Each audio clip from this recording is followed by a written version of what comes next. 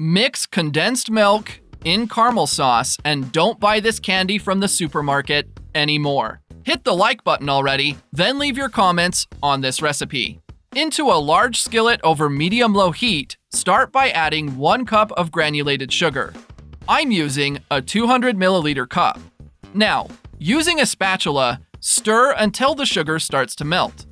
When that happens, add 1 tablespoon of unsalted butter or margarine, and keep stirring until the butter fully melts. Once you've done that, add 2 packs of condensed milk.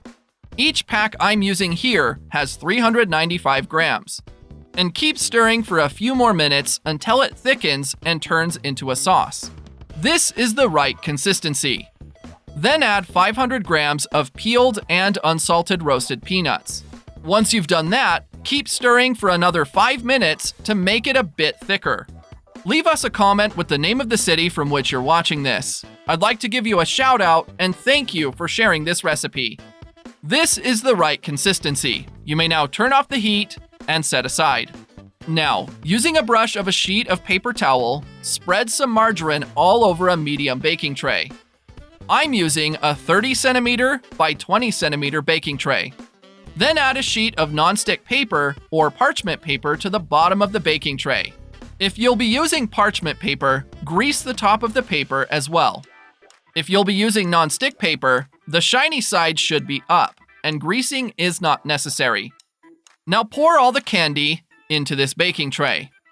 Finally, cover with a plastic bag touching the candy, and let it cool until it reaches room temperature.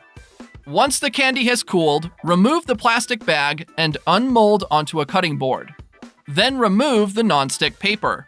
If you've made it here, that means you're enjoying our recipe. So click the share button and share this video with all your friends. It won't cost you anything, but for us, it will make all the difference. To slice the candy, sprinkle some refined sugar all over the top to make it easier and to keep it from sticking to the knife.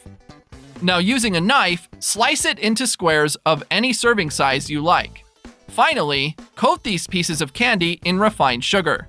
That recipe is ready. You may now get one and enjoy it. I really hope you like this recipe.